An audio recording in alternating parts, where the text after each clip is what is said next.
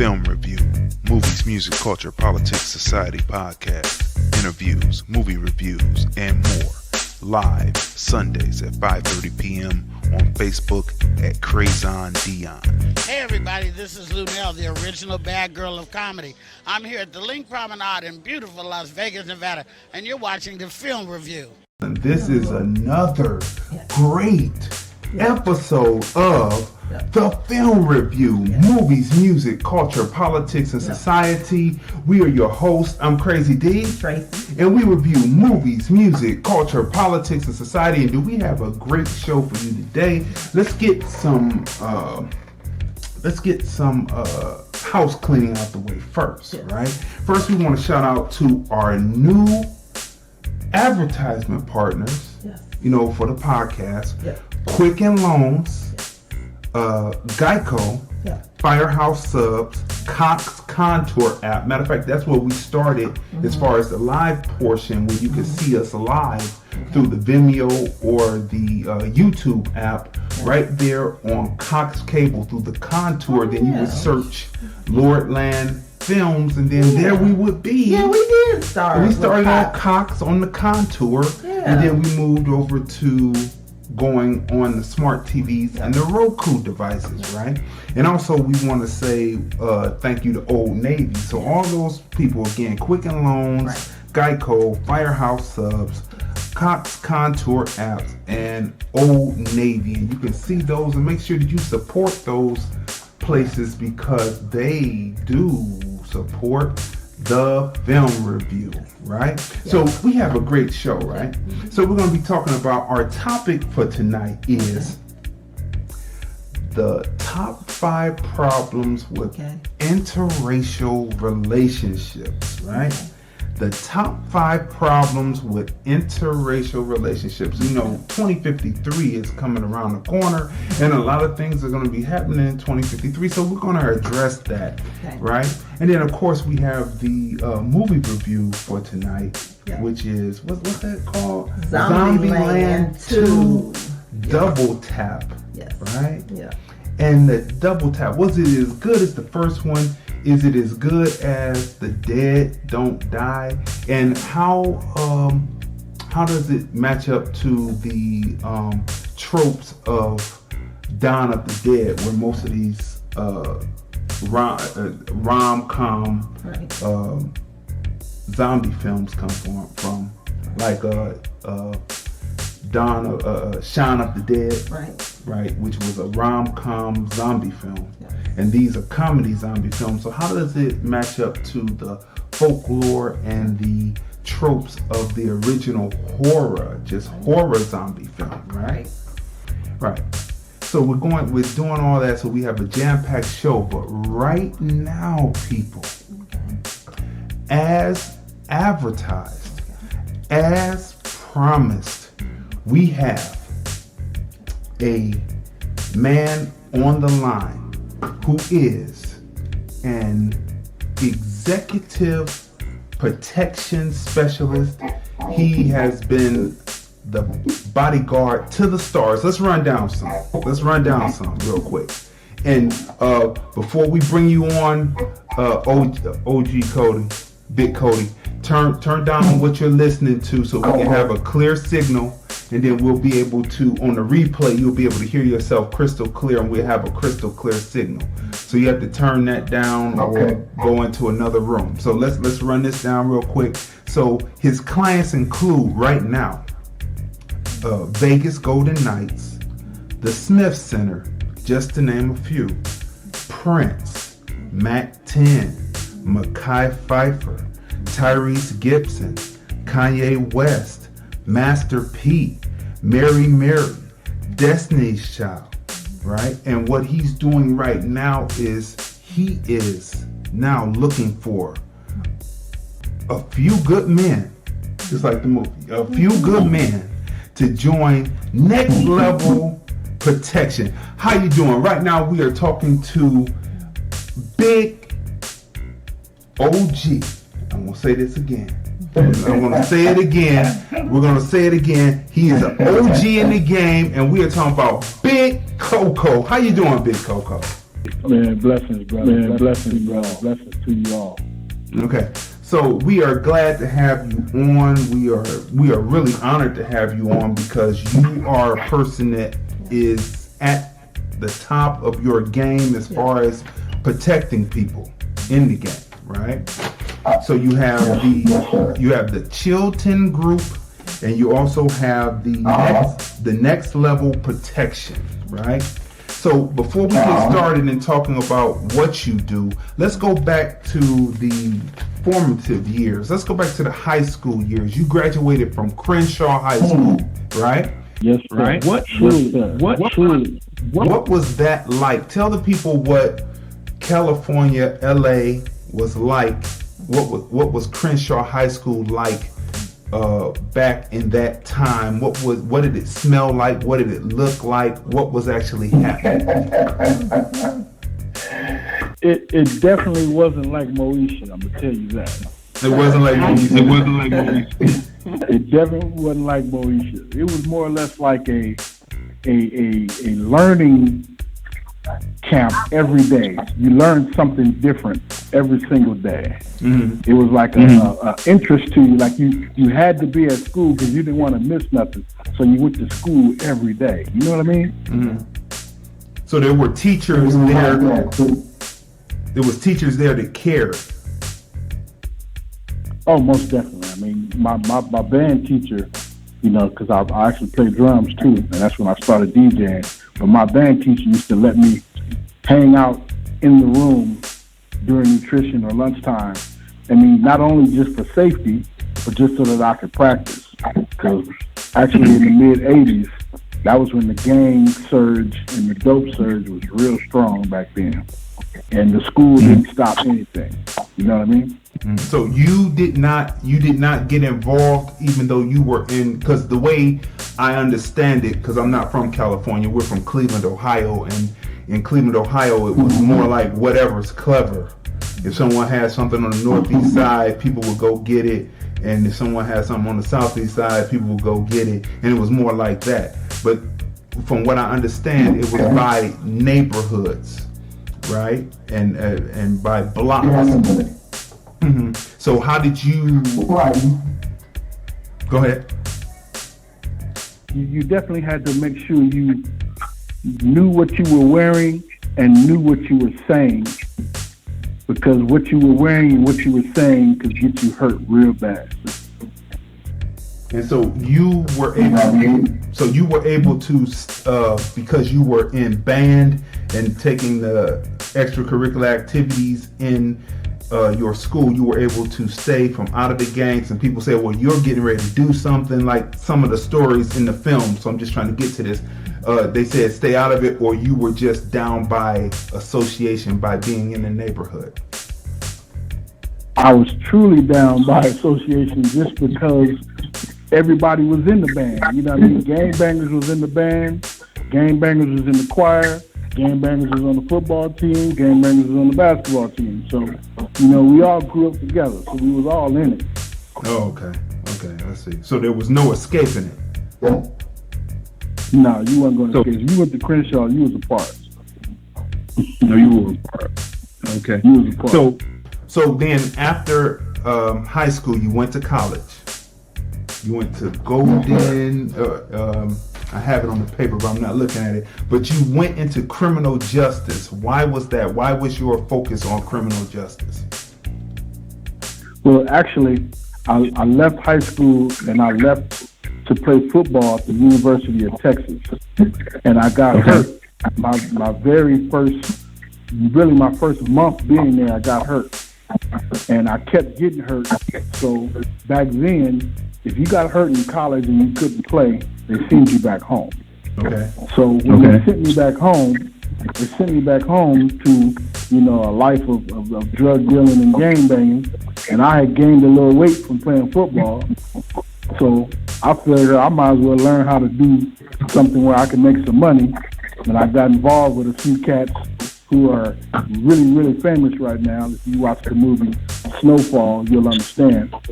But I got involved with some cats and I started doing security. But I wanted to learn how to do it right. So you went to Golden West College, and you studied criminal justice. And now here's a question for you, because I had a buddy in college that studied criminal justice, and we were at a party. It was actually a concert, and it was at the Agora Arena, and it was a couple of East Coast acts. And back then, the East Coast was really on there, hating any place else, is what I would call it, right? Who was doing hip hop music. So, so there was a situation where I started a record, and then their manager came to stop the record. And so then, instead of me escalating, I kind of calmed it down and told people, you came here to see this guy, so we're not going to erupt because you actually came to see this guy. And he told me later that even though he came and he stopped the record, which would be considered the first touch or the first assault, because if I had escalated, then I would have been in the wrong, and they would have taken me down, and that person would have been able to press charges. When you got to college and you started to learn criminal justice, did you see how strange the criminal justice, the laws and the rules are concerning a first touch or aggression, assault, and then retaliation? Did you find out how strange that was, and could you explain that to the people, for the youth? Go ahead. I learned about what was called inciting a riot. Okay. And a lot of times we don't realize how just if you start running, that's an inciting of a riot. If you yelling, let's go, let's get out of here, or they shooting or anything like that, that's inciting of a riot, and you can be cited for that. I also learned that a lot of the California laws were really made for the criminal.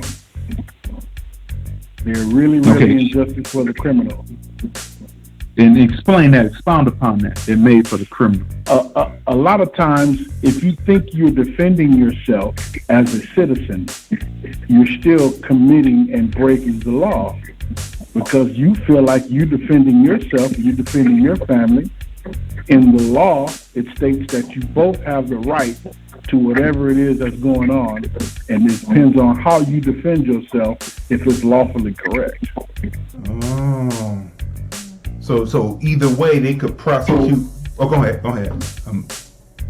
So basically, if you coming home and you see a guy coming out of your house with your TV set, if you have a weapon, you can't shoot him. Even though he's taking your TV set, you see him taking it out your house. You can't shoot him. Mm-hmm. If you do, you have to say that you were in fear of your life, and he has to have a weapon too. If he doesn't have a weapon, you are going to jail.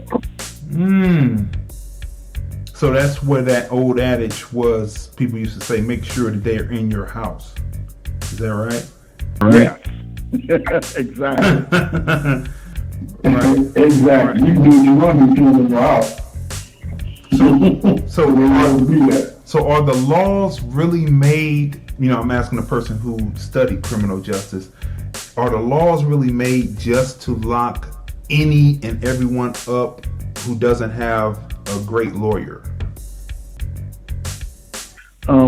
It depends on what the law was broken, where the law was broken, and how the law was broken, because they have a thing called malicious intent.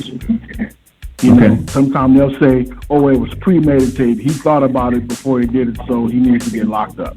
As opposed to a mother defending her child out of the motherly instinct, she's going to defend her child. If somebody gets hurt in the process, that's not her fault. She's just defending her child.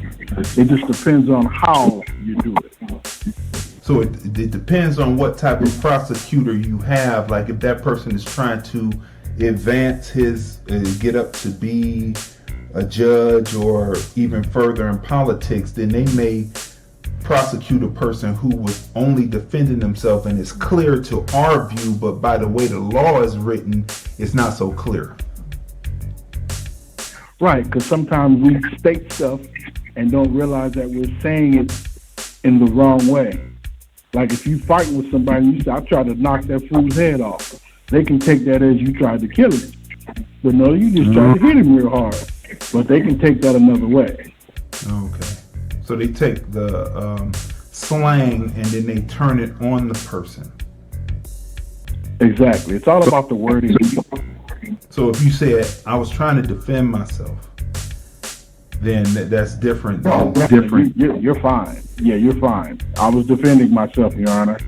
Instead of, I was trying to get that fool because he was trying to get me, you know. Oh, okay. Yeah, see, so this knowledge, listen to this knowledge, people, because this is invaluable in, what gets people hemmed up many times. Even the people who are innocent, who are actually defending themselves, maybe when the person is reading you your Miranda rights, you're pumped up. You still got the adrenaline pumping. You're just saying anything, and the cops are there to take down anything and everything that you say to make it, to build a case against you and the other person. Right. That is so interesting. It's 50-50 though. It's really 50-50. It depends on the cop and his day. All right. So you graduated with. So when did you said that you had got into security because you had put weight on coming back from college and you wanted to do it the right way. So you went to you studied criminal justice, and then when did you begin to? Who was your first client, and how did it all begin? Well, my very first big client was Ice-T in 1986. Ice-T was a local rapper, from the Crenshaw area. Ice-T went to Crenshaw, and we kind of was from the same neighborhood, so he always saw me all the time. I was a part of a group called Uncle Jam's Army. Okay, wait a minute, pause. Pause. We have to give Egyptian Lover, Uncle Jam's Army, bringing the funk and doing the turntable tricks, reversing the records on time, and then starting them back up front. We have to give Uncle Jam's Army praise is due because they were doing something big on the West Coast. And in Cleveland, when Egyptian Lover came on, boom, boom, boom. We had a show called Club Style. And I remember, I think it was Cochise. We had a DJ named DJ Cochise, and he broke, or was it Hawk? It was either one of those, because those were two at the top. And they broke Egyptian Lover, and my beat goes boom, boom, boom, boom. What is the DJ if he can't scratch? What is the MC if he can't? Yeah. So Egyptian Lover. I could do it all, baby, just like that. That was my partner, man. So I had to give Uncle Jam's Army. So go ahead, continue. I just had to give people, for people who don't know West Coast, because we give credit. We're coming from Cleveland, where people don't give us credit. We make sure we give ourselves credit, and we give people in different regions and different areas their magnolias, their beautiful spelling magnolias while they're alive. So I wanted to shout out to him. So go ahead, finish up. So he was your first. Yeah, I started out with them, man. I was doing, I was a DJ, and I used to set up the equipment with this company called the Music People. And so we used to let Ice-T in so he could rap, and I would also do security with, believe it or not, this guy named Big West and a guy named Suge Knight. And we were doing security. So while we were doing security, Ice-T would see us.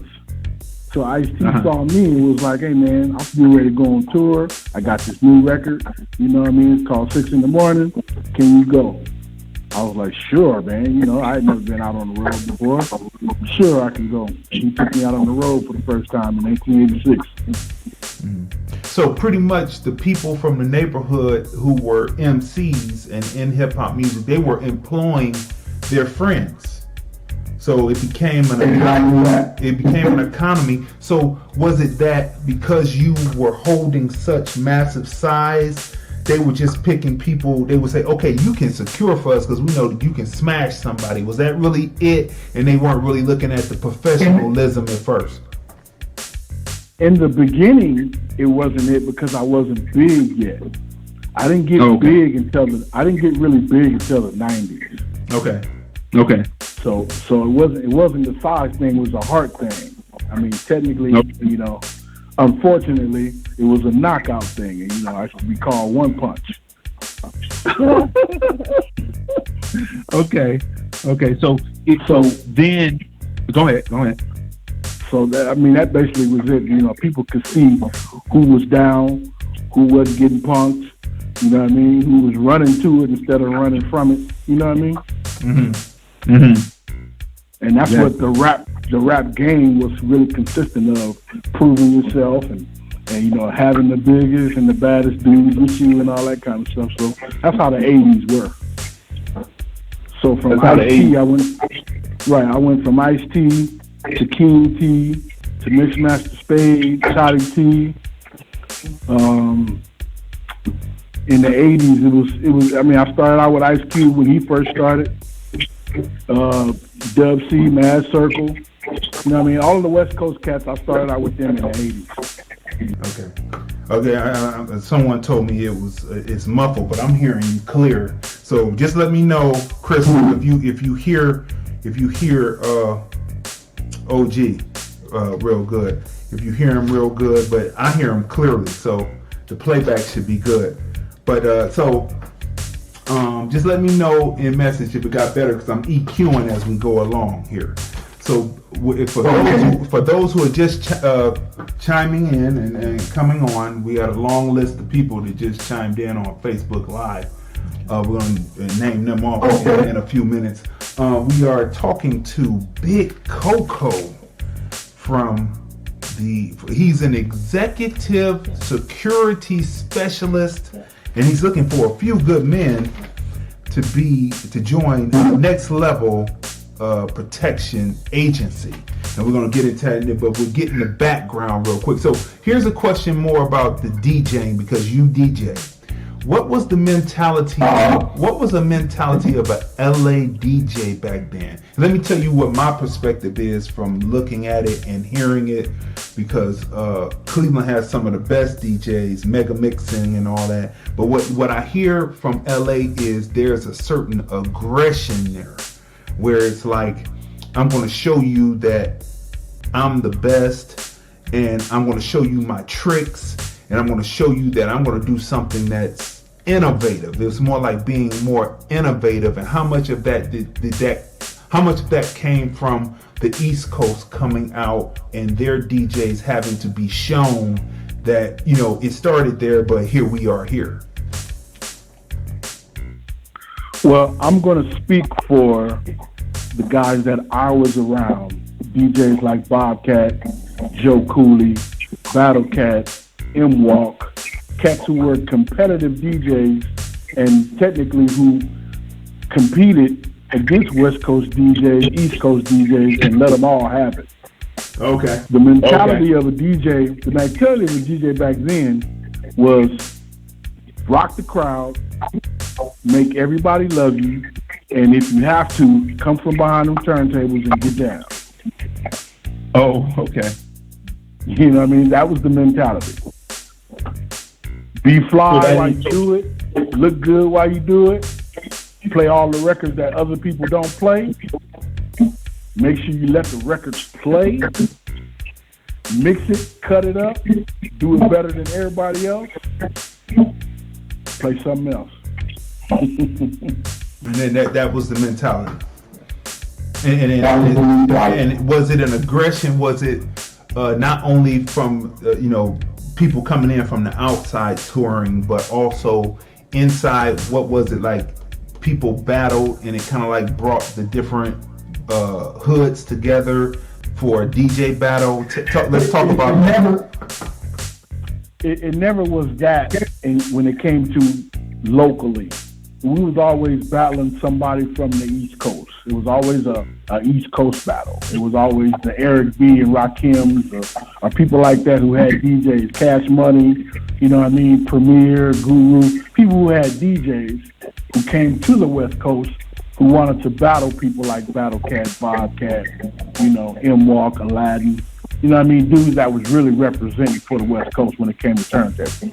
Mm-hmm, mm-hmm. And so let me ask this, because in Cleveland at first, when the East Coast acts were coming, everyone loved them, but as hip hop started to develop, because hip hop kicked off for us in '79, really, with the club style show. So as the people started to come in, we started to see that there was a certain arrogant rudeness there. And then it started to go into, well, we're actually, Chuck D told us at a conference one time when he was in Cleveland that the first time he actually heard freestyle rapping was actually in Cleveland, because we had heard about the freestyles, and in New York it was about memorizing a whole bunch of rhymes and then all of a sudden coming off the top of the head and being able to recall that rhyme to go into the battle. But when he came here, he actually heard people actually come off the top of the head and talk about a person from their head to their toe, talk about the area that they're standing in. And so he said that's the first way. So we advanced because, you know, we believed that the freestyle meant you actually came off the top of the head. 1, 2, it was something about, why are you acting that rude to a group of people who actually love you? So was that something, you know, that's what we got. Go ahead. That wasn't the mentality on the West Coast. The West Coast was, we want to tell you about where we from. Okay. You know what I mean? Simple as that. We want to tell you about where we from. We want to tell you why we wear khakis and K-Swiss and not Bally's. And, you know what I mean? We just want to tell you about where we from, how we look, why we got curls, why we got nice cars. You know what I mean? We just want to talk about our clothes and the way we walk and the way we dance. You know what I'm saying? Right. That's what it's about on the West Coast. And that's what I get from listening to the music and listening to the way that the DJs get down, even still today. The aggressiveness, like listening to what Dr. Dre was doing, the aggressiveness on the 2 turntables, even using 4 turntables at once. You know. Well, yeah, I don't want to bust nobody out. I'll tell you about that off the air. But yeah, Dre was an innovator and way before his time. Way before his time. Okay. So now, we've gotten a background. So let's go forward. What is executive protection and bodyguarding as a skill set and as an art? What is it? Well, I'll say this. The executive protection agent, his job starts before you see him or the artist. Okay. His job starts the day they land or touch down in whatever town or city they're in. His J starts in the beginning. He has to get to wherever they're going, make sure it's okay, secure the route so that he can have a route and a backup route in case there's a traffic problem, what have you. He has to make sure that once we get there, he knows how to get in, how to get out. Any extra ways of getting in, getting out, he has to find that out. He has to make sure that we're not sitting next to anything that could be harmful, that can fall on top of your artist, anything like that. He has to make sure that the person that he's taking care of is comfortable so that you have whatever that person wants to drink, wants to eat. Making sure the air conditioner is not blowing on them. If you are with a singer, you have to make sure that kind of stuff is the air conditioning and the heating is a big thing. All that stuff is done by the executive protection agent. Then he has to coordinate with the driver. He has to make sure that the driver knows exactly where he's going. He has to make sure that the driver doesn't drive too fast, doesn't drive too slow, doesn't slam on the brakes. He has to do all these things and protect not only his client, but himself. Okay, for all those that are just chiming in, we're talking to Big Coco. He is an executive protection specialist, right? And he has been the bodyguard and continues to be the bodyguard to the stars. Let's shout out to some of the people who just came on. What's going on to Just Flow, Davon, Dwayne Bright, Veronica, Tamika, Demetrius, Roland, Crystal, Kels McCoy, MC, Nisha Nee. What's going on to her? As some of the people who have come in and now have to go over to the other side to see the other people. So we're talking to Big Coco, and he is dropping so much knowledge to the people about what happened in the past. So we're here now and going into the future, we don't even have to make the same mistakes because we have people who can teach us, so that we don't have to make the same. We can make some new mistakes that leads us to progress, right? So, Yes, sir. is it like what's depicted in the movies? Most famously, The Bodyguard is being an executive protection specialist like The Bodyguard. I would say the realest movie that would tell you about what I do is Man on Fire with Denzel Washington. Man on Fire. Yes, sir. That's exactly what executive protection is. So would you be like people who do certain professions? They'll look at something like the people who. Perfect example. There was a movie out about the motorcycle crews, right? And the actual motorcycle crews killed and murdered that movie. They said that's not what it's really like. Biker boys, that's what it was. And the bike crew said, this is crazy. Do people in the protection agency business look at Bodyguard movies and say, that's not real? Or they see how the Bodyguard is depicted in films and they say, that's not real. That's not what would happen. Someone needed to research a little bit more or bring a consultant on to do this. Do they look at that and say that? In some cases, sometimes they make the Bodyguard look more like a flunky. In some cases, sometimes they make it look like he's just a glorified chauffeur. Sometimes he makes it look like he's just a guy who's there to carry the bags. You know what I mean? And like I said, you have movies like In the Line of Fire, movies like that. You got TV shows that depict certain people's bodyguards, and those are the ones that are really telling the truth. They're really telling the truth. In the Line of Fire. Writing this down. In the Line of Fire. Okay, so what type of candidate is a match to be considered for next level protection PPS? Somebody that's been in security and has done different types of security. Now, I'm not speaking on the guy who just stands at the door and asks you for your receipt. I'm not talking about the guy who takes your ticket at an event. I'm not talking about the guy who's standing there with a bright yellow jacket on that says event staff. I'm not talking about none of those kind of guys. I'm talking about a guy who's been in a club or a venue and he's been in charge of the people that are in the club or the venue. A guy who has either been in the military or been a police officer or has been an actual bodyguard for different people. It's more or less about experience than anything else. Mm-hmm. So when you're a bodyguard, are you able to carry a weapon and you have to get licensing for that and within the law? Because again, you study criminal justice. I've heard of bodyguards still being charged, and how do you avoid that? So are you able to carry a weapon, and how do you avoid, if you do have to use your weapon, being charged for a crime by the police who might not necessarily like your rapper client or musician client or athlete client? Well, see, that's the difference between the executive protection guy and the security guard. The executive protection guy has to do his homework. You have to know where you're going. You have to know the laws in that particular state, that particular city. You have to know where you can carry your weapon, where you cannot carry your weapon, how you can carry your weapon, if you can discharge your weapon or not, if you're going to get in trouble. So sometimes you may not even be able to carry your weapon.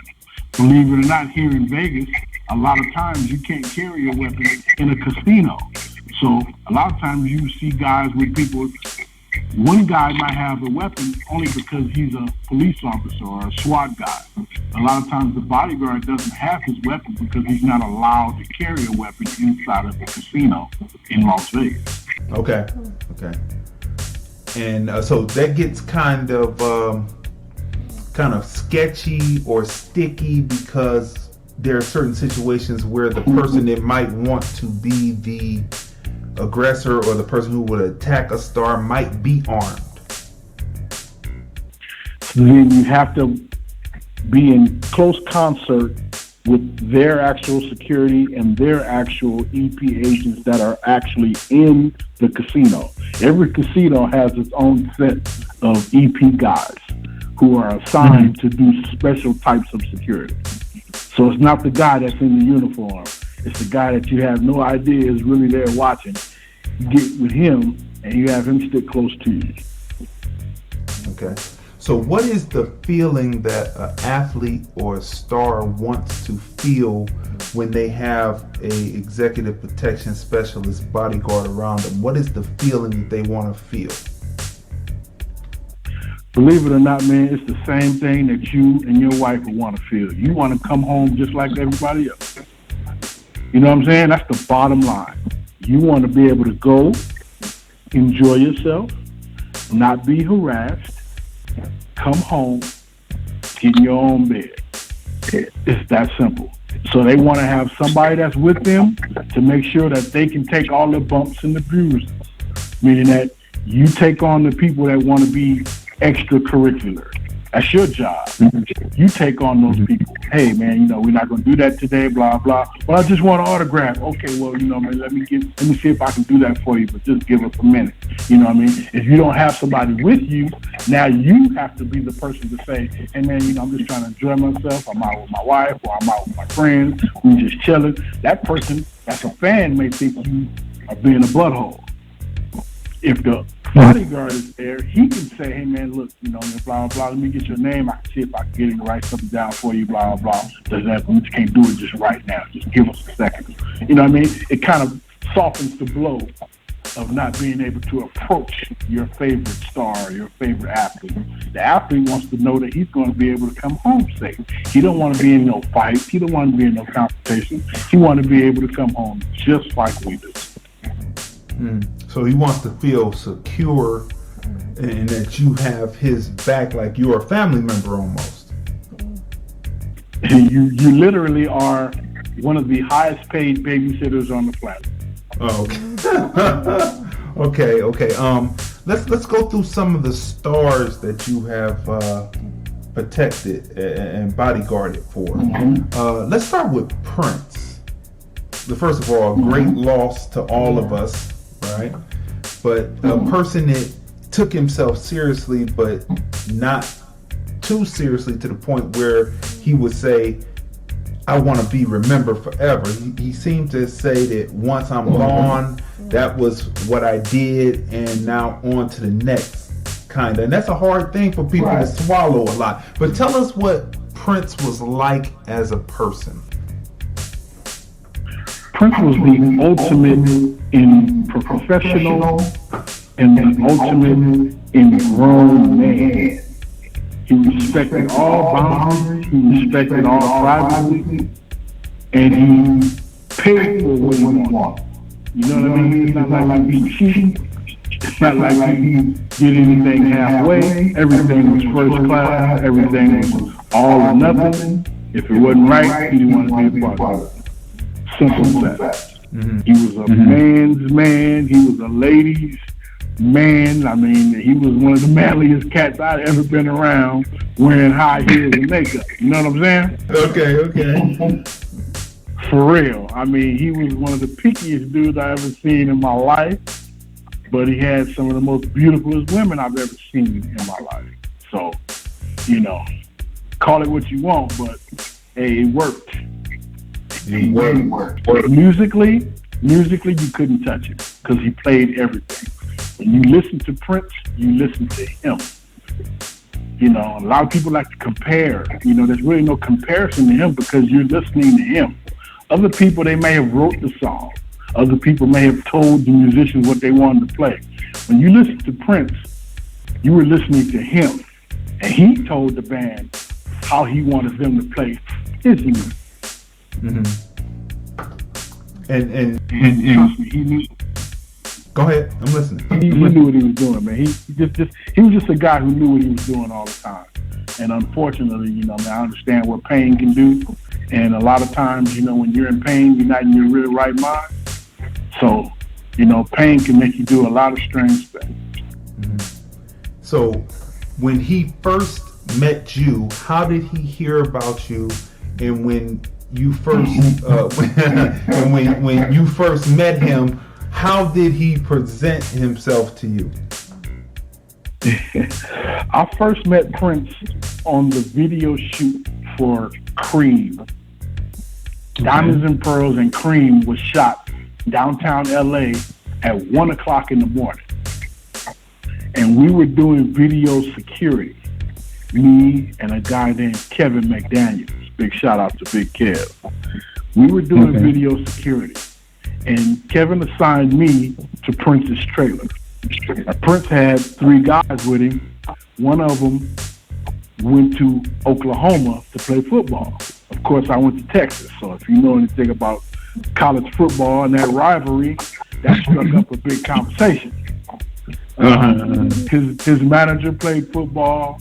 His brother, he rest in peace as well, was also there. His brother was a basketball player.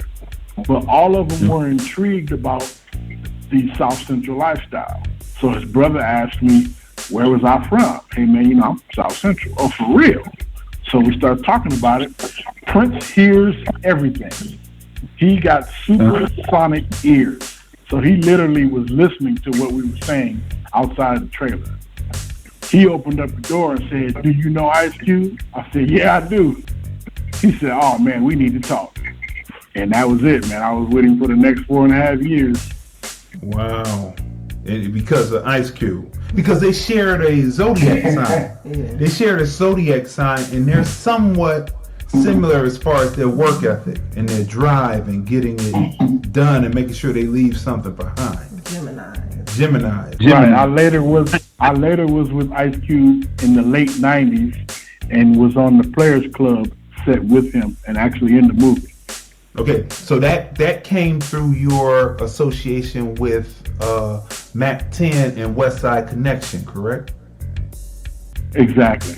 Okay, before I got to stay on Prince because you were there with him, and we're gonna come to West Side Connection and Mac 10 and all that. But I got to stay on Prince because did he ever have you come into the studio and hear him create something? I was always at the studio, meaning that I was with him when he created. Tell us about Paisley. Lay it out for us. Tell us about, for people who may never get there. I know they're opening up as a museum, but the main spirit, the main soul is no longer there, but that energy is still there, but he won't be there. Tell us what Paisley Park was like and what it was like to see him create something. Well, for 8 months, I actually lived at Paisley Park. I actually lived there in the house in the back. So I lived at Paisley Park for about 8 months. You got to realize when he's creating, he's in there literally by himself. He might have an engineer sometimes. He may have 1 or 2 people in there. That's it. Everyone else is outside the door. He didn't play that studio full of people stuff. He wasn't with that because he didn't need you. You know what I mean? It's not like he needed everybody to be in there. His creations was his. That when he wanted it all to come together, he would set up a sound stage and put the band together, and then everybody would go over what they listened to, meaning that he would play what he already came up with, and then the band members, because the band members are so skilled, you could just listen to something and play it. So you just played what you heard him already do. Oh. So yeah, they said that he played every instrument, right, and he just needed the band for live shows, basically. Exactly. He was a musician who loved to watch and listen to people play. So nothing is better than a producer listening to his own music. But there's nothing even better than a musician being able to listen and watch other people play his music. And that's what really. There's no bigger joy than that. I mean, that's from every musician I've ever been with. They always want you to listen or play what they've done. So last question on Prince, because we could be on Prince. Okay, go ahead. My wife has a question for you about Prince. What was your favorite? What was your favorite song that Prince would perform? You know, while you were there watching him. I cannot break that down. That is one very hard question. I mean, I have a sentimental value to Diamonds and Pearls, but I was always a fan of the classics like Lady Cab Driver or Erotic City, and there would be stuff that he wouldn't usually do. And I would kind of get in his ear and say, man, can I get a little taste of that? Or can I get a little taste of, you know? So, you know, I mean, me and him really connected on music. Like I said, I was a DJ, so we connected on music a lot. And there was a lot of stuff like that I used to love to hear. But any slow song that he did, I would turn around and listen. Was he a? He was a confident person, no doubt about that. But was he a shy person? And how did he, like he was fans of people, like you said, he was fans of Ice Cube. And I heard a story about Anthony Anderson told a story about how Prince just stood next to him and was dancing with him, and that was how he connected with Anthony Anderson, because he liked Anthony Anderson's dance moves. How was he with interacting with people who, other famous people, and how did he break the ice, so to speak? Well, if you were a performer, he would want to perform with you. So there was a lot of times we would go to see Layla Hathaway or Michelle Ndegeocello, Lenny Kravitz, people like that, you know, because he wanted to play with them. You know, Larry Graham, you know, Erykah Badu, people like that. He liked their vibe. You know, India.Arie, he wanted to get on the stage. Yeah, like I said, he's a musician. So he always wanted to play. It was always about the music. Always about the music, and that's how he broke the ice. Thank you for that. For people who were, I honestly say I was a kid. I was a fan. I can say I was a fan. We listened to Prince, and Prince was the soundtrack because he had so many different groups out. Yeah. He was the soundtrack of the late 70s going into the 80s, and then Michael Jackson came to me second. I like Prince more because he was a musician and he could do all this, and he had multiple groups out at once. Not taking nothing away from Michael for those who love Mike. I'm not taking. But Mike, when it came to Mike, you wanted to look like Mike. You know what I mean? You wanted to listen to Prince, but you wanted to look like Mike. I don't know. In Cleveland, it was more like, I mean, Michael Jackson was out, but it was more like a Prince vibe. People were wearing the gloves and trying to look more like Prince in Cleveland. Because you know, Shanine loves Prince. I mean, going through this, there's so much joy rehatching and thinking about what it was like. Like I remember there was a young lady, like none of the dudes ever wanted to look like Michael Jackson. None of the ones that I knew, but I knew there was some who did the Michael Jackson moves, but we were more into hip hop. And I remember the ladies wore the Jerry curl, and I remember this one young lady in school who had all of the Michael Jackson jackets when we were in elementary school. She had the one year, and then at the same time when Nudo came out. I mean, so this is all just bringing back all the different memories. So the Latinos had something to gravitate to because we had Michael Jackson, they didn't have nothing. Next thing you know, Menudo came out, and then they said the girl had long hair one year. Next year she came back with the V and the sweatband around her hair. I was like, Dad, you cut your hair. You know that. So, thank you for that. Thank you for that. I want to genuinely say thank you for that. Okay, so now you were in Players Club movie, and that came from off of your affiliation with West Side Connection, being Mac 10's bodyguard. What was that like with basically West Side Connection coming and basically giving the middle finger and saying bow down, bow down. What was that like? Touring around, were there people who took that literally, or did they understand that it was music? Let's talk about that. It was literally strife everywhere we went. It was literally hate everywhere we went, because we represented not only the West Coast, but it was more or less like saying, bow down to some niggas that's better than you. You know what I mean? Right. I mean, that was the statement. Pocket just got killed, so we like, look, you need to understand, we coming through stomping. We bringing it to you. We ain't NWA. We doing this, whether you like it or not. You know what I mean? We coming through with khaki suits. For real. Right. I remember, because it ain't no question. I remember I owned a record store.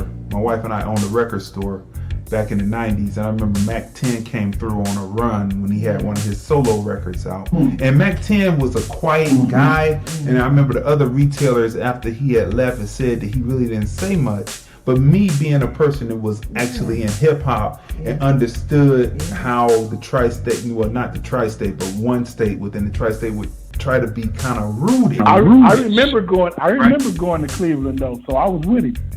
Okay, so we were in there, and I asked Mac 10, and Mac 10 opened up, and we were talking. It was Crazy D's Music Palace, and he was opened up, and I remember Dub C came through on a retail run, and we talked, and Dub C was talking about the Kung Fu flicks. But what I remember about Mac 10 is when I told him, I said, man, we love what you were saying about, stand up, because I was always a big proponent of standing up and showing you, if your DJ comes to the city and you saying, there was a story I told about one time when Busta Rhymes came in, and it was supposed to be a show for Outkast, and then Busta Rhymes comes on the stage and say, everybody get back, and then he looked up at the DJ at the time and said, do I need to send my DJ the Boy Scout up? And I looked at the DJ, I said, do not let him do it. He was fumbling with the record, because Busta Rhymes had that record that was cut off at the 1 and it started at the 2 and it went da da.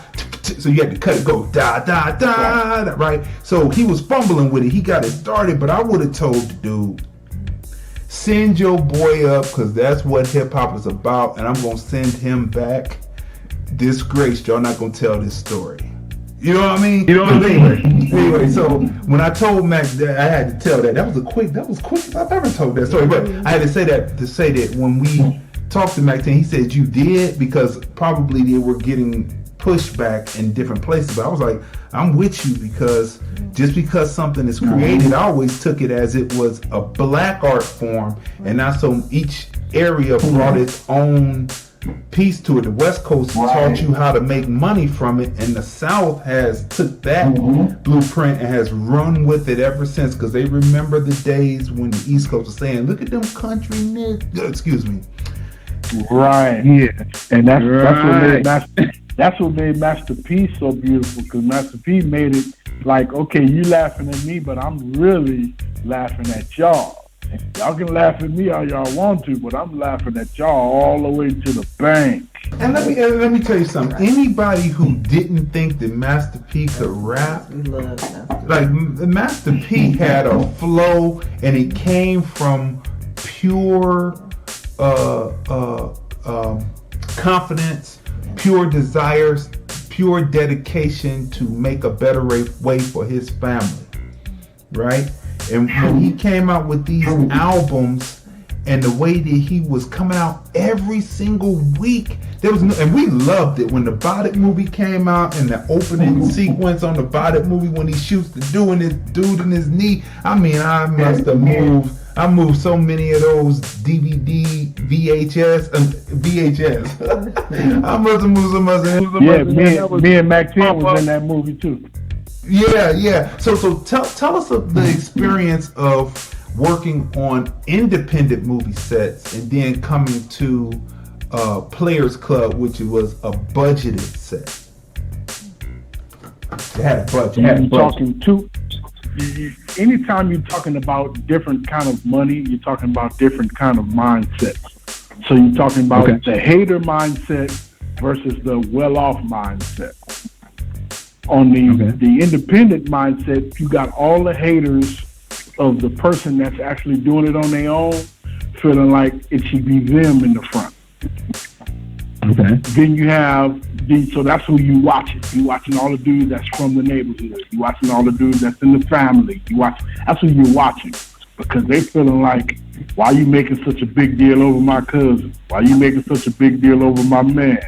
It's not it shouldn't even be like that. Da da da da. But they'll be the ones that'll be the most problems. When you go to a big set, that's a big Hollywood set.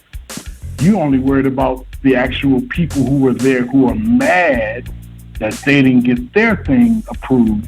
So you got to watch them, because they'll sabotage something. They'll unplug a light. They'll, unplug an air conditioner or something. Anything they can do to make it uncomfortable for you while you're there. Really? They'll do that? Really? Just like that? Oh, yeah. So, wow. Now, see, that's just opening the eyes. You got to watch everything. You can't watch the people who you would think that would be the most happy for you are the ones that's trying to take you out, right? It seems like the more a artist gets famous, the more people come out that say, why him and not me? And it's why them? Yeah. And sometimes it's the why them.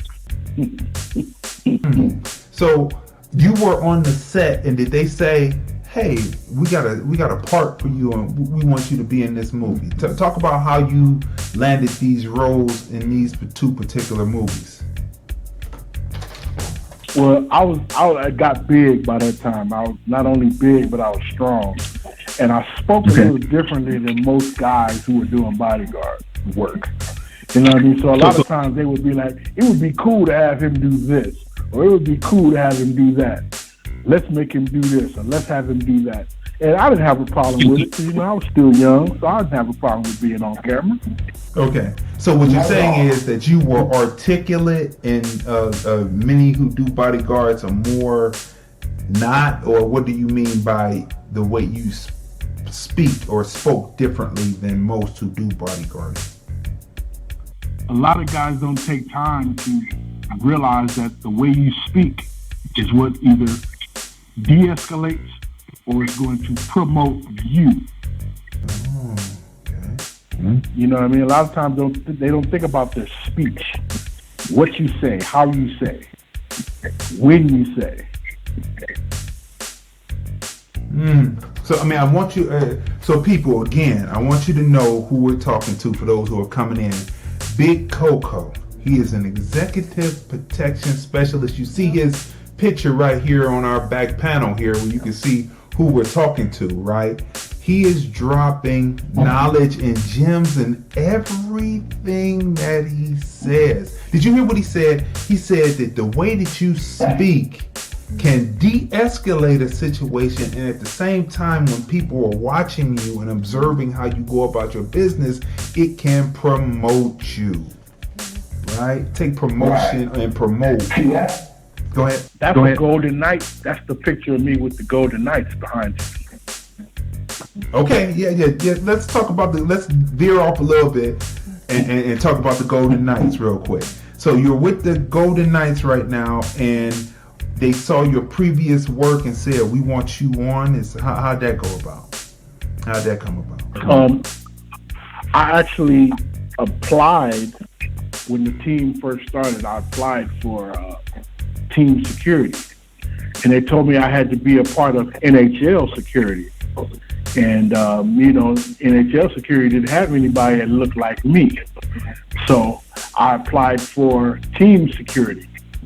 And once the team saw me, they just said, okay, we just want to keep you around for a little while. So I spent the last 2 years with the Golden Knights as far as security, as far as consulting, as far as, as far as their training facility is concerned, stuff like that. Okay, so here's a question for you, because you're working in what would be considered diverse circumstances, diversity. So I'm not saying diverse like adverse, but diverse situations where there's 5 of us and one of them to patrol us. That's what diversity really means. But you're bringing more of a multicultural situation where you as a person can deal with all types of people. Multiculturalism. Have you ever found that there is a problem of who you are, how you appear, where there is a race issue thrown there that you have to overcome, and explain that to the people? Well, as you can see from that look on my face, that's how I always look. So I have to literally make what I say show you who I am versus what you see. Because if you're looking at me, you're probably saying, oh, he's mean, or he's a butthole, or whatever. He probably think he all that, this and that. He looked so evil. He looked this, he looked that. He look. But in actuality, I haven't even opened my mouth yet. You know what I mean? So a lot of times I have to open my mouth to kind of calm a situation or change a situation or fix a situation that could actually become racial, especially in a hockey environment when it's not but 2 brothers out of 2,000. You know what I mean? Yeah. It's reverse diversity. My God, I mean, it's a giant thing. I mean, actually, the Knights were one of the first hockey teams to have 2 black players on it. Actually, in hockey history, you know. So, I mean, it's just not something that the brothers were really doing. You know, it's not a sport that we jumped into or grasped. You know, so doing security for something like that is even more of a challenge, because the fans are not used to black people saying nothing to them, let alone being an authoritative figure. But a lot of times they don't even realize that you're supposed to talk to them. Like, who are you talking to? Yeah, so it's amazing, man. It's amazing. So they're used to it being their bastion where they can escape from the civil rights and human rights, and they can just be us, right? Not us. They figured it's their sport. Like, leave us alone. You've got everything else. Can we have hockey? You know. But you know, hockey was actually created in Nova Scotia by the British, the ones who expatriated from America and moved over to Nova Scotia. Black people, they actually created hockey first. Right. So that's what I'm saying. That's why the black people that we have on the Knights are from Canada.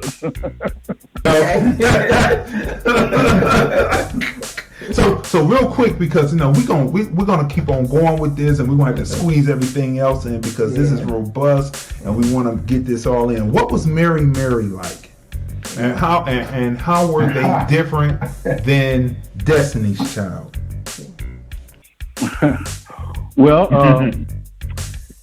to be really interestingly and frank and truthful, Mary's older sister was actually a girlfriend at the time, and she told me that her sisters were a singing group and that they were getting ready to really be big and they're going to need a bodyguard. So you might as well just take care of my sisters.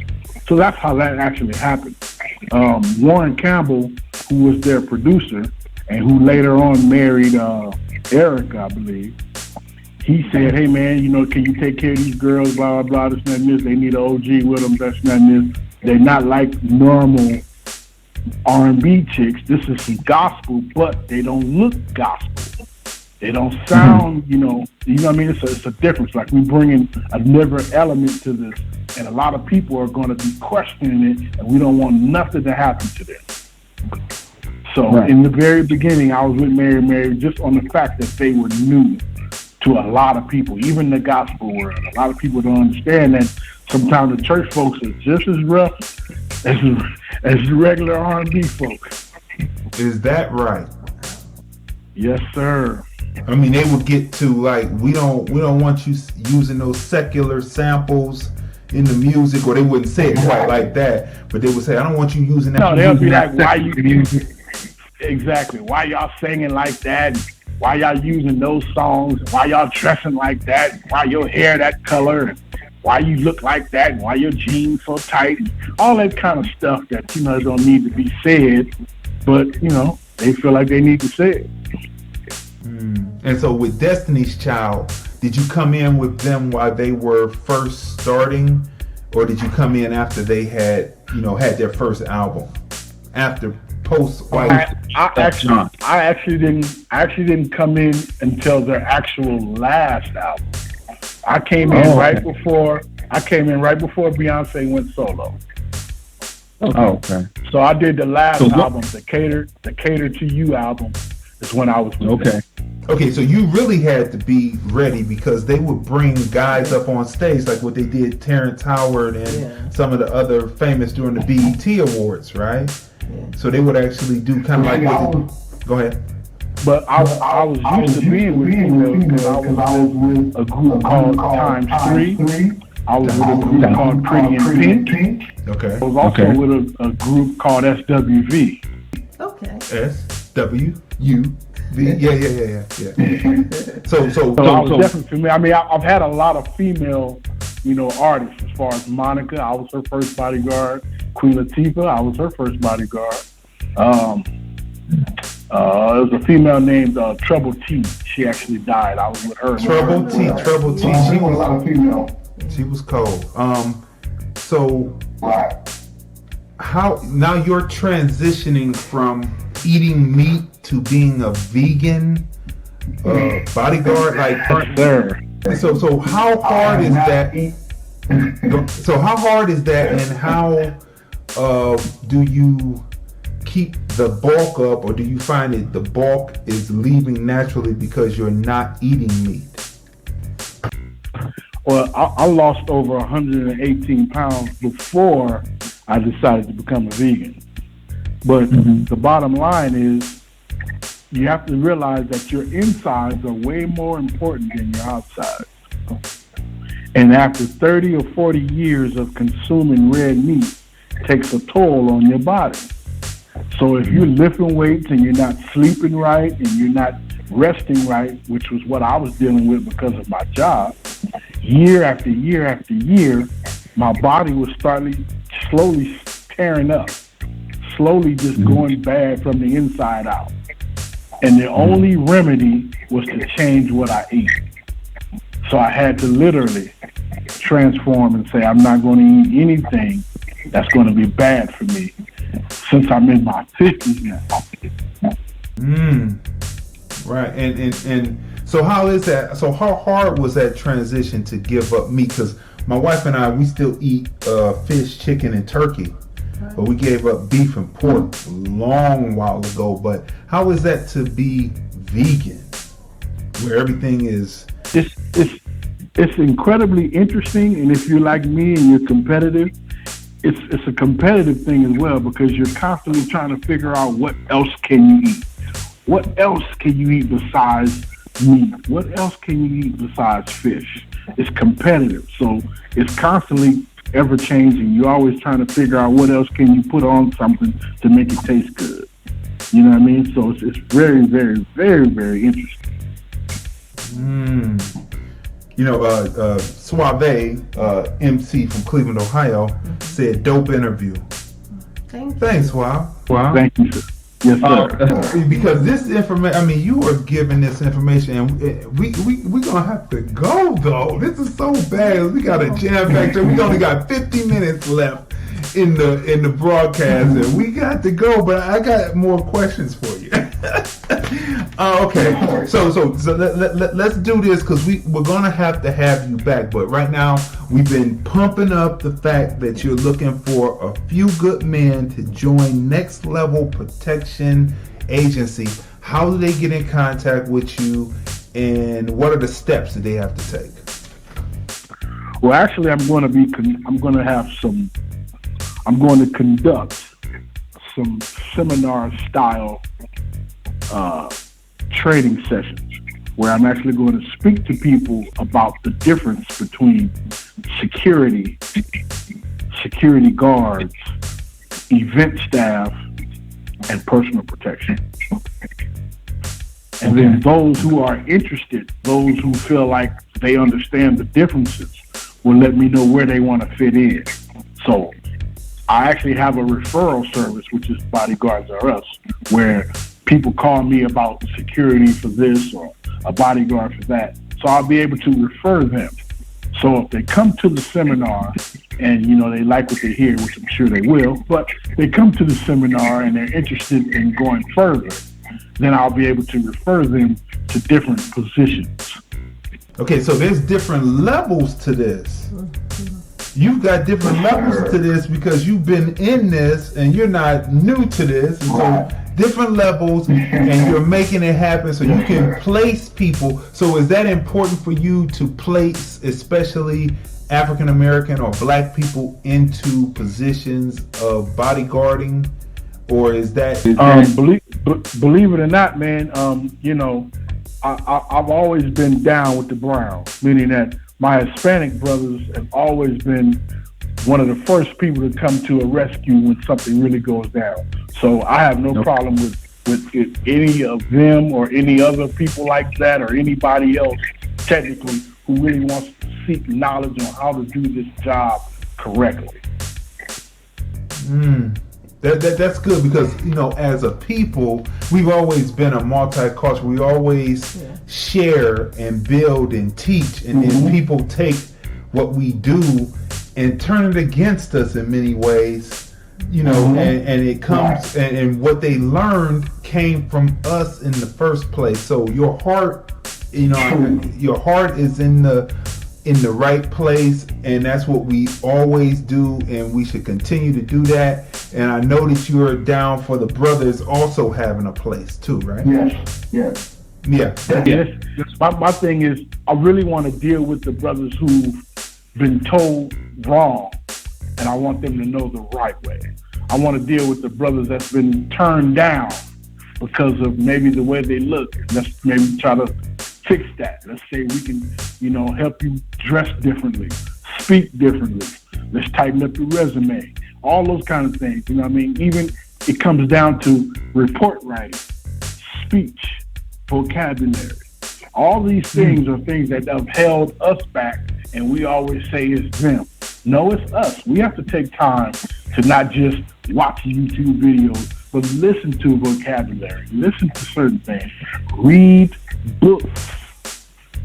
There's nothing wrong with reading a book. Reading helps you learn how different words are put together. If you can communicate with people, you can communicate with anybody, even if they don't even speak your same language. That's right. Listen, people, let me tell you something. Big Coco.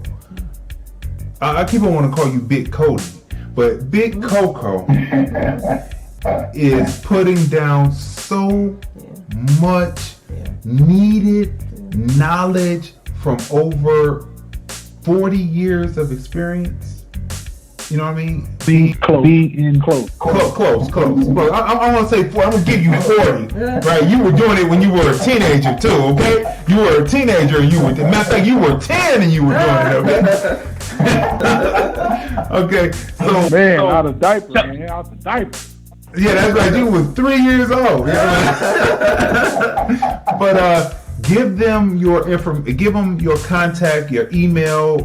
By the way, I'll tell you that off air another time. But give them your contact number where they can get in contact with you, where they can leave a message, and then you can start the process.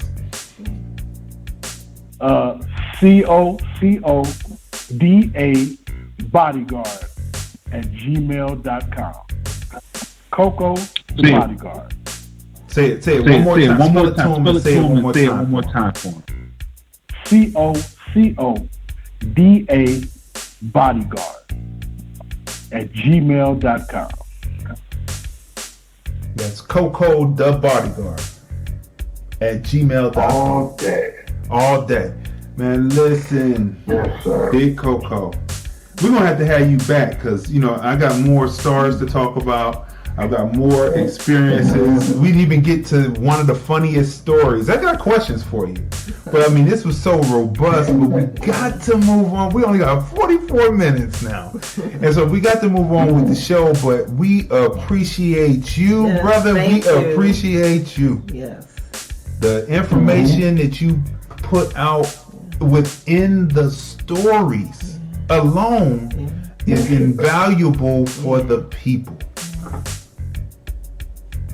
Well, I appreciate you having me, brother. I appreciate the invitation. I appreciate the platform. Thank you. God bless you both. Thank you. Thank you. And we will talk again. I'll probably reach out to you tomorrow and then do a wrap up. You know what I mean? Mm-hmm. All right. So I'll talk one Sunday, one Wednesday, man. I'd love to invite you down to my church, man, over on Rancho and Gowan, Fresh Wind Ministries, brother.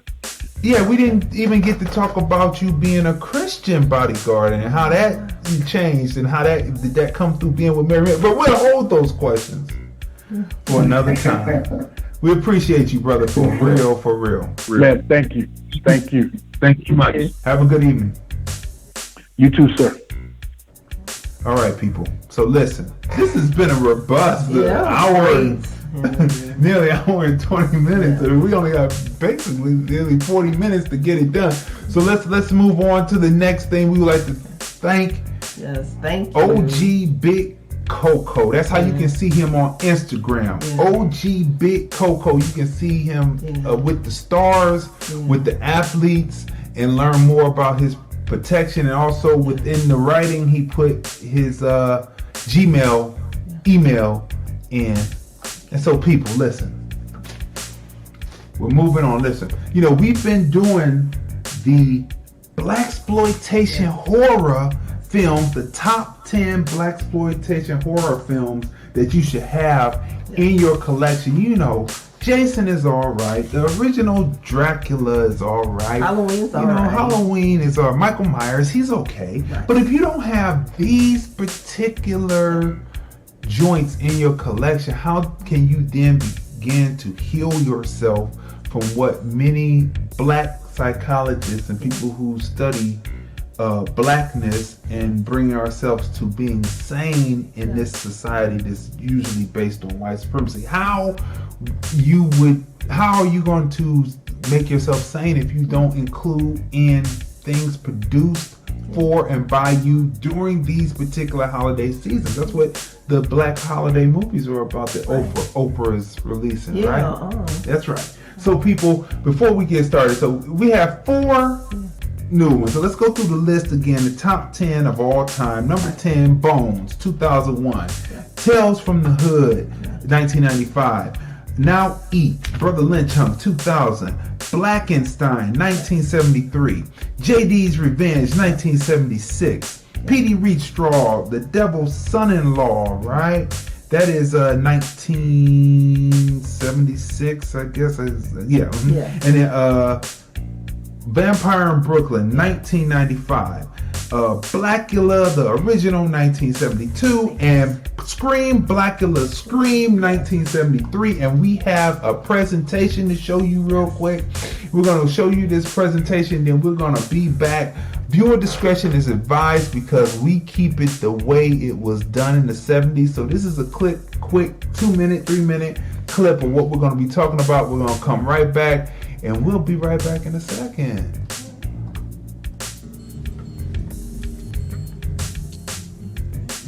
Well, I wouldn't want to keep you alive. You made a slave of your sister. You're still slaves, imitating your slave master. Hey, sucker.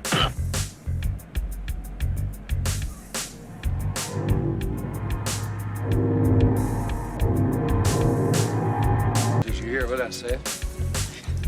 Did you hear what I said? I said go piss all night. Now do it. For Christ's sake, Strong, leave him alone. It's okay.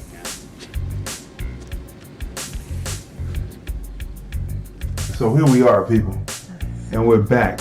Listen, those are the 4 films that we're going to talk about today that you should add to your Halloween collection, right? That that you have to have in there. Vampire in Brooklyn, 1995. Scream, Blackula, Scream. Part 2 to Blackula, 1973. Tales from the Hood, 1995. And Us, 2019. Listen. Vampire in Brooklyn. If you have not seen Vampire in Brooklyn, we talked about it a little bit when we first kicked this off, right? When we did our first top 10. But if you have not seen that, Wes Craven does all of his special effects for Eddie Murphy. One thing about Eddie Murphy, he employs his people, and at the same time, he's multicultural, right? We talk about multiculturalism a lot, where you include, but you make sure your people are there, right? And so when Eddie Murphy coming back now with Dolomite Is My Name, which we're going to be finally reviewing, because it didn't come to the Las Vegas market. I don't know why it didn't get booked here. Dolomite was big, and it didn't get booked in Cleveland, Ohio either, that I saw. And those are big areas for him, right? That and just him coming back and Coming to America 2 and all that, he is employing people, right? So and make sure you add Vampire in Brooklyn. You will not be disappointed. The special effects and the makeup stand up to today, stand the test of time. Next up is Scream, Blackula, Scream, 1973. It opens with a voodoo priestess who has passed on. Her son doesn't think that Pam Grier's character, Lisa, should take over because his mother only picked her up off the street. She was slanging whatever they was doing. Must have been heroin back then. And she was slanging, and she brought her in, but she seemed, I guess, as the story opens up, to have been more dependable than the son. The son gets angry, goes, finds an old dude that was a voodoo priest himself. That the mother, his mother, was appointed over him to take the throne. Why would he take the bones? But anyway, so he took the bone, he does this incantation, and they say, here comes Blackula, played by William Marshall, and next night he's bit and he becomes his bee. I'm just gonna say it just like that, right? And then who is that who plays Richard Lawson. Richard Lawson, that's right. We know him. Richard Lawson keeps going, doesn't he? We know him, but when you see it. But anyway, so and this is how it opens up. What's so tragic about the Blackula character, that when we talked about William Marshall before, how he made sure that it had some folklore in it that had to do with true African and wasn't buffoonish. Right. What's tragic about the character is he was from nobility, and he was a nobleman, and in his regular state, before he changes into Blackula, he is a great person. Yes. But the thirst for blood and all that. So make sure that he tried to stop slavery. He did. He was in the upper area, probably like Ethiopia or Kenya. Right. And they were trying to stop the slave trade that was happening in West Africa. Right.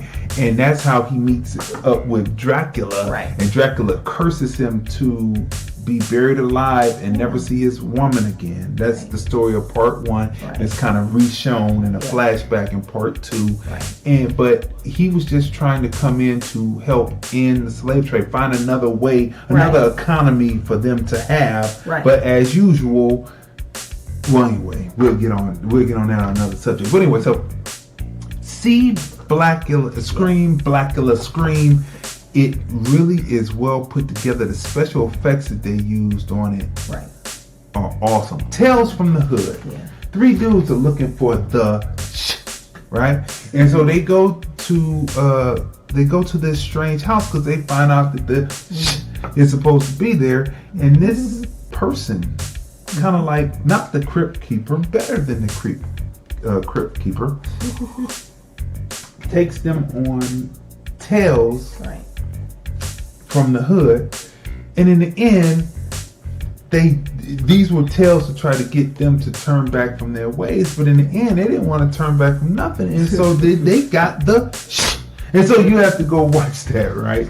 I'm not gonna give you too much on it. And then wasn't that was executive produced by Spike Lee? That's right, Spike Lee putting his money where his mouth is. And then of course the 2019 hit Us, which is a departure from a film where it's like, okay, these characters could have been any character, right? And that's what Jordan Peele was looking to do, where it could be just a story, where people could go to the movies and see this story. And so it's well put together. It's a black family. However, the story, the way it's told, it's universal. Yes. Right? And it's universal horror. Everybody enjoys it. And so it's expanding us. So we have all types of genres of film there for you to watch to add to the collection. And we gave you the top 10. And then next week, we're going to be talking about exclusively leading into Halloween. We're going to be talking about The Shifter. That's right. That's my contribution to the holiday season, black film, black comedy horror. Yeah. It's a com horror. Well done. It's a com horror. It's a comedy horror film, right? Yes. And so that's what we're going to be talking about next week, right? So as we move on, how are you enjoying the show? How are you enjoying the show so far? I'm asking you. I'm asking you. How are you enjoying it? Great show. Sometimes I sit back and I'm hosting and we host, but also we sit back and we, talk, right? So people, a movie to see in the theaters right now. We're going to go talk about the main thing before we get to the topic of the day, because we are pushing this, Zombieland. So we're going to take about 5 minutes to talk about Zombieland. Okay, Zombieland. Okay. Let me get to the page. On Zombieland. Okay, so Zombieland 2, Double Tap, is the sequel to the 2009 film called Zombieland, right? Now, so Zombieland 1 was 10 years ago, right? It begins because mad cow disease was the big topic back then in 2009. Can you believe it? No one talks about the bird flu or mad cow disease anymore, but somehow mad cow disease has mutated, thus causing mutation in humans, and then these people who ate the mad cow turn into zombies, and that was the thing. So you meet the characters Columbus, Tallahassee, they meet Nevada, and Little Rock. Right?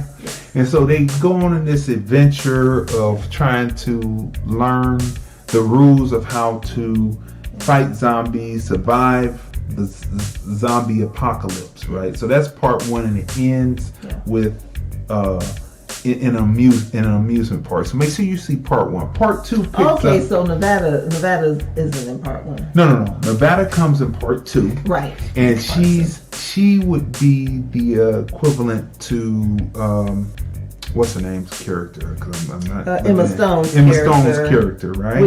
Wichita, right? So she's there, right? So you get into some doppelganger play. You see that in the trailer. You get into some doppelganger play, and you're introduced to more people who are more like Tallahassee and Columbus.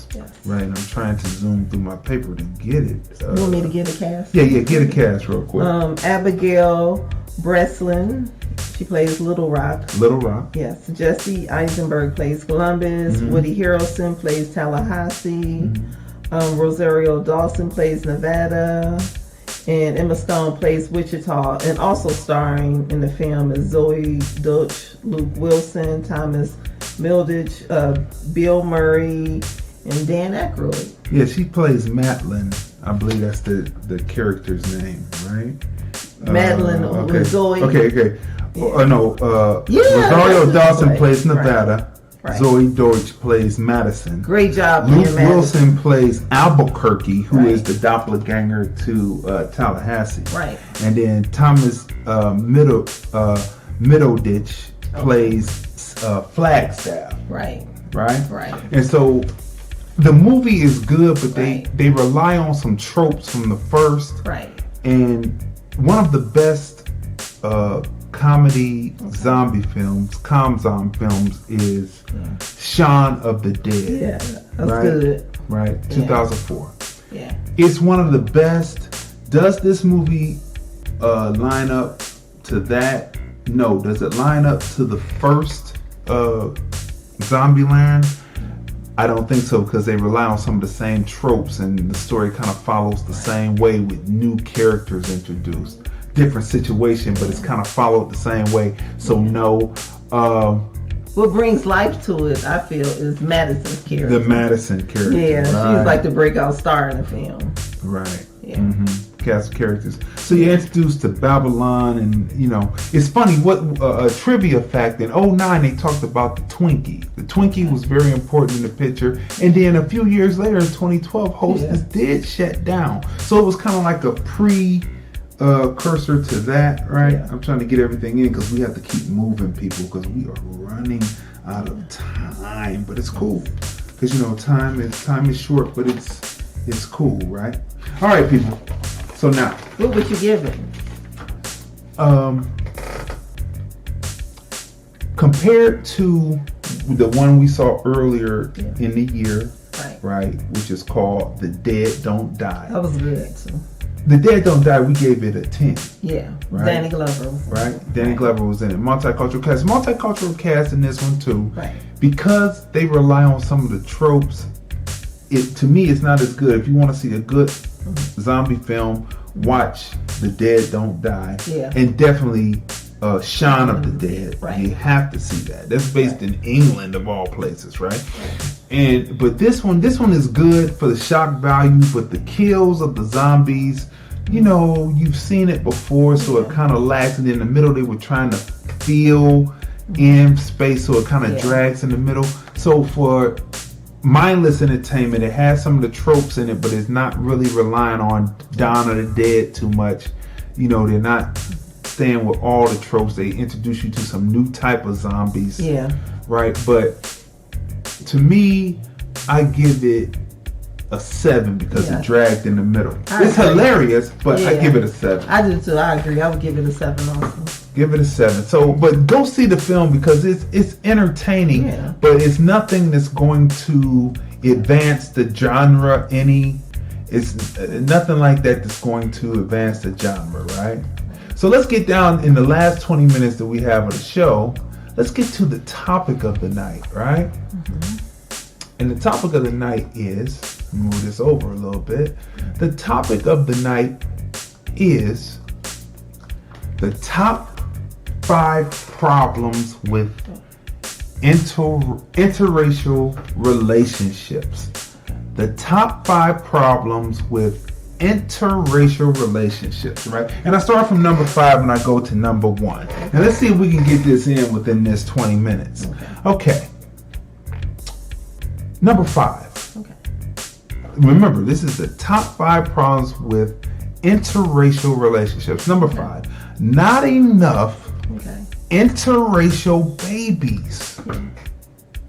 Not enough interracial babies being born from interracial marriage. Oh, so statistically, this is what I am seeing. So then the trend is not to marry the person that you're with anymore. And this does not bypass people who are in interracial relationships. They're putting the baby before the marriage.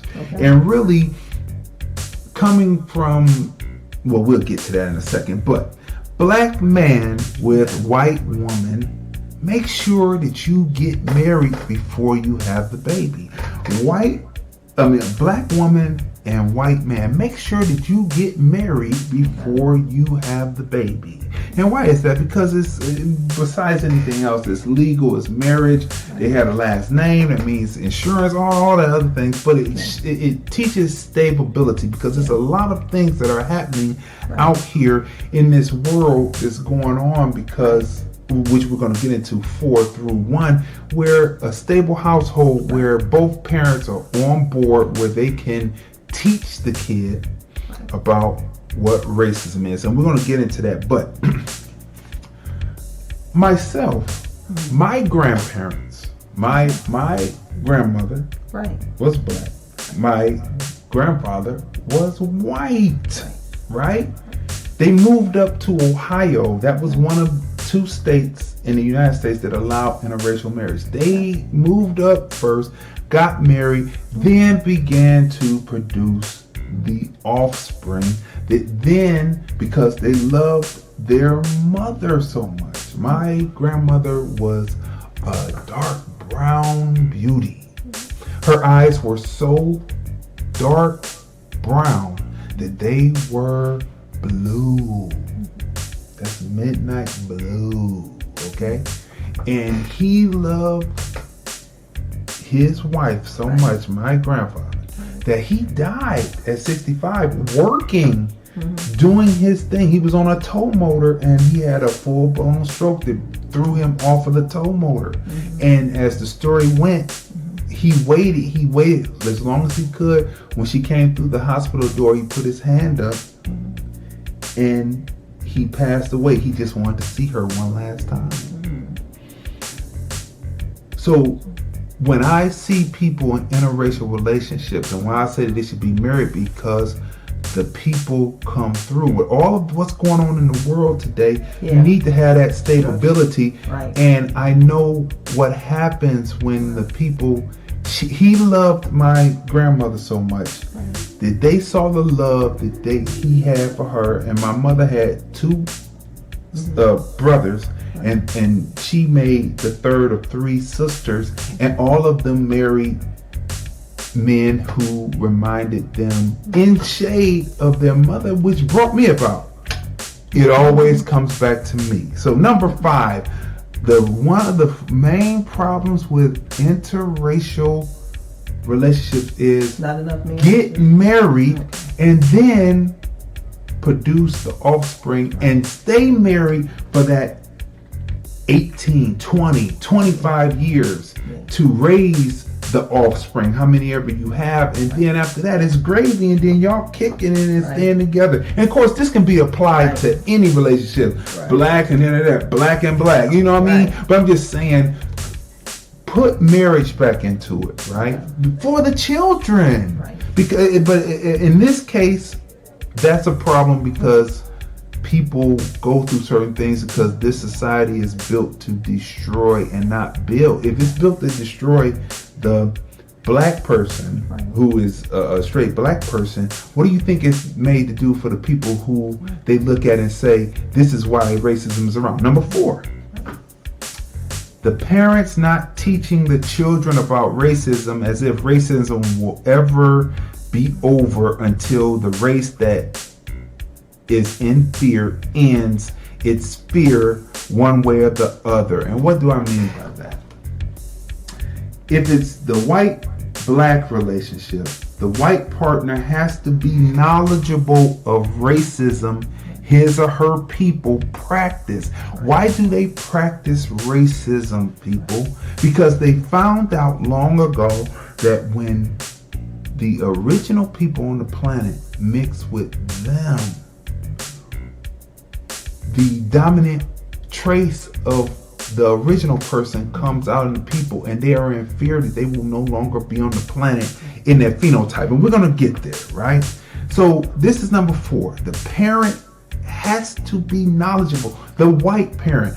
Look at, remember the BET Awards? Yeah. And what's his name from Grey's Anatomy? Oh, yeah. And his mother is freedom. Williams. Jesse's mother is white, but she was a freedom fighter. His father was a pro-black man. They came together, married. They produced him. Yeah. He was knowledgeable, and he gets up and he kicks it about the injustice of racism. Do you understand that? Yeah. Same with Melissa Harris Perry. Melissa Harris Perry. Do you understand what I'm saying? So this is very important to have that number 5, and then number 4, that the white partner admits to what it is and knows why it is, because what comes from her loins, or what comes from the black woman's loins when the white man sees it is the exact reason why racism exists in the first place. There was one of our actors. They were married. It was a black man, white woman, and she told a story about a squatter because they did property, right? They did real estate, and there was a squatter in the house, and when she had her husband stayed there to watch the squatter so the police came. So when the police came, it was 2 white officers, and she told them, she said, the squatter is white. My husband is black. Right. She said that because she didn't want them going in there automatically going after her husband. Right. And even though the squatter looked bummy or whatever, to go after the husband. So that was a person who was conscious, and their child, I knew then that the child would be laced. Yes. And know what time it is. So what is wrong with the top 5 things? Number 5, lack of marriage. Number 4, lack of the white partner being as knowledgeable about race as the black partner is. Right? So let's correct this. Oh, did y'all think we were going somewhere ignorant? Come on, now, not from my background. All right. Number 3, the interracial couples allows his story to repeat itself. Interracial relationships have been going on since the time of the Moors, sailing the seas, landing in ports, teaching the Europeans how to wash, plant, become civilized by building civilizations. And the racism began then with the desire of certain uninformed people from the pale people being worried about the babies being brown and not looking at them. And later it happened. So let me expound upon that first. So what I'm saying there is that the pale people who they came, right? And we're going to get into why they're pale in it, because it's not about race, it's more about phenotype. And we're going to get there. So they were afraid that once they started seeing these children come out, that they would no longer be seen on the planet. And this is what racism is all about. That's why racism can never be stopped unless the fear is goes away, is resolved, right? So this is what it is. Later, it happened during World War II when babies and grown people were placed in concentration camps and ovens when the Nazis promoted a pure race. See, the Africans were coming over and they were working over in Germany. Now, you can search this out. They were working over in Germany, and, you know, there was a certain area in Germany, and the German women were going with the black men, and thus they were producing these brown babies, right? And there's a movie about that, about the situation about the black. It's produced by a black woman. She comes from Africa, and I'll have that later. But you can research this. But pretty much, the black kids, the offspring that were mixed, were put into concentration camps and ovens along with the Jewish people because they prefer a pure race, and they said, why are all these babies coming out brown? So they've seen it many a time, and so this is what this is about. Number 2. So what is the main problem with interracial relationships? Number 5, not mirroring, being married before you had a child. Number 4, the white partner not having as much knowledge about their own people, causing racism and thinking that if you just show love, everything will be okay. But it can't be, because if you show love, then that's how your offspring came about, and they don't want that, right? See? Number 3, the interracial couple allowing history to repeat itself. Like, you don't know the history to know why this is going on, so you have to know history. Lack of knowing his story. Number 2, people problem. The number 2 problem wrong with interracial relationships is the racist has brainwashed some black people globally in America, some ADOS, that the interracial relations are as detrimental to black people as they are for those who are in fear of a black planet. Did you hear what I said? Let's say it again so it will be clear. The racists have brainwashed some black people globally and in America, some ADOS, that interracial relationships are as detrimental to black people as they are for those who are in fear of a black planet. Right? And that is far as from the truth as it is, because racism is created because of the fear of the black planet. As long as the children are informed and taught the true history truth, They will marry black people, and there are no problems in the end because it comes back to me. Right? Yep.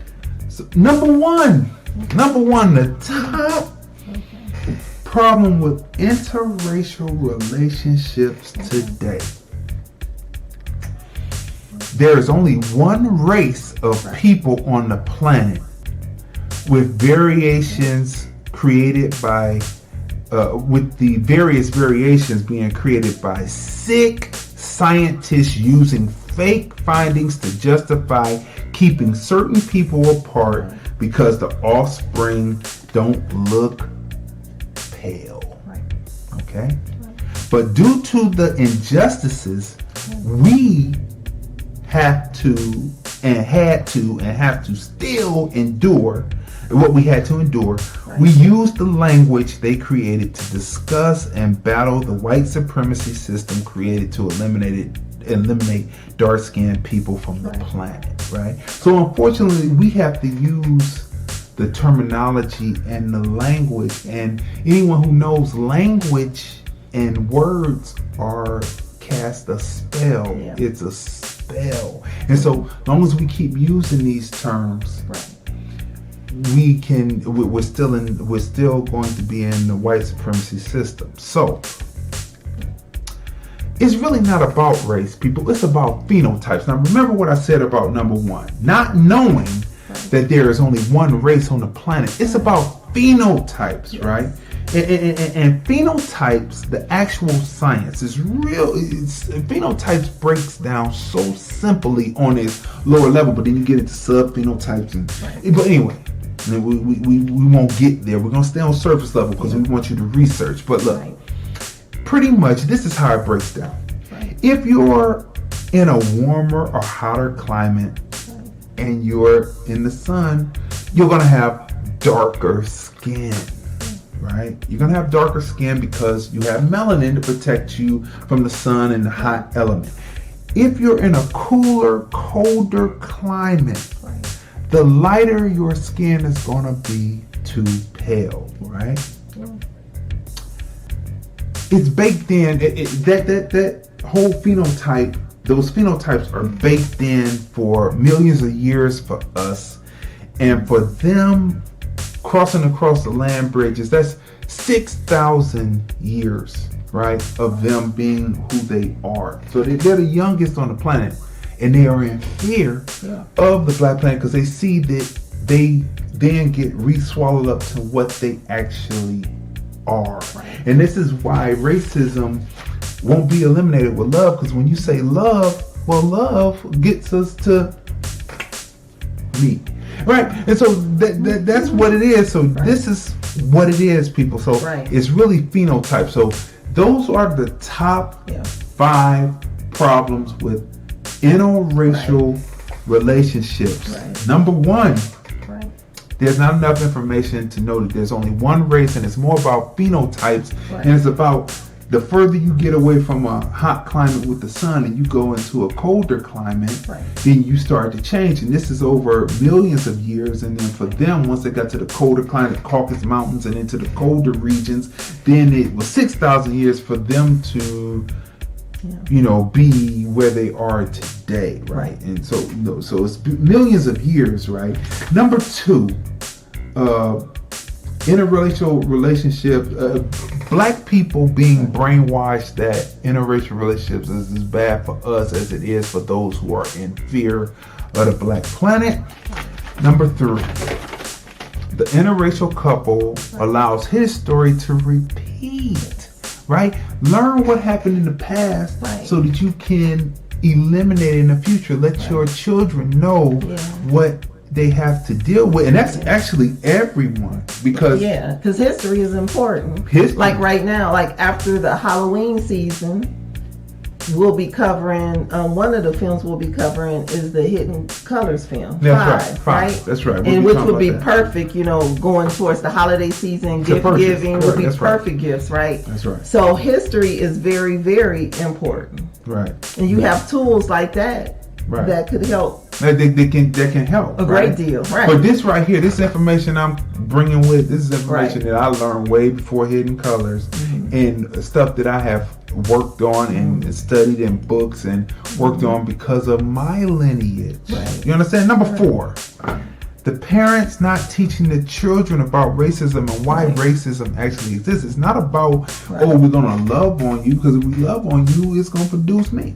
So it's not. That's not what it's about. It's more about a fear. It's the fear. It's not more about it. It's the fear of the black planet. Number 5, not enough interracial babies coming from the union of interracial marriage. If you're going to have the children, make sure that you love each other enough and thus to love your offspring so that they will be in a stable household. Everyone needs a stable household so that you will be together for that 25 years. If you have kids, you have 2 kids, it'd probably be about 25 years, and after that it's gravy. Y'all on vacation, y'all going around, and you have produced solid human beings. All people who are married or people who want to have children should be married first, you know, and stay in that marriage for the children, and then be great. Because in actuality, people, I learned a long time ago, you know, I was looking in high school. We met in college, but I was looking at high school. If I had found a person I was looking at junior high school. If I had found a person in junior high school, we would be together today. You know what I mean? It's because what you find is there's really nothing out there. And once you get to a certain age and you start getting to people having self-help groups and talking about whatever they're talking about, self-help groups, and then next thing you know, the women are really split away from the men, and once they get to a certain age, because they've been hurt, because they played around, because they thought youth was forever. Youth is not forever. So those was the top 5. Did you think we were going to get ignorant, people?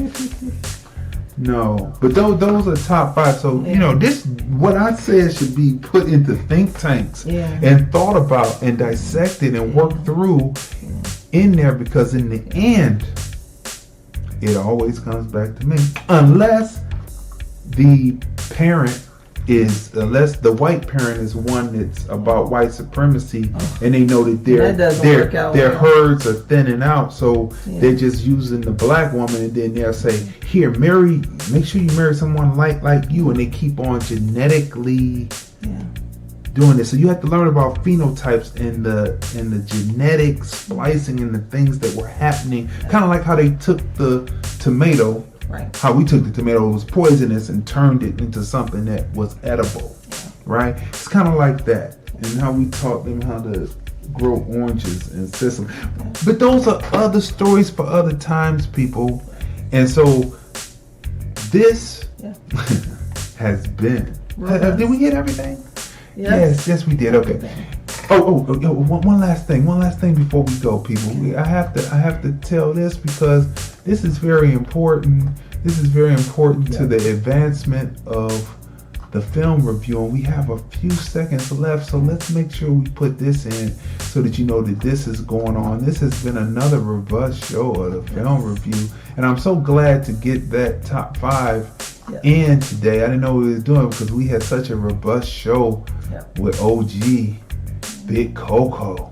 Right? That was a great interview. Great interview. So look, people, we are now on, not in any specific order, but we are on Spotify, we're on Google Play, and of course we have just hit Apple Podcasts. That's right, people. So when you come and you advertise with us, you are seen internationally.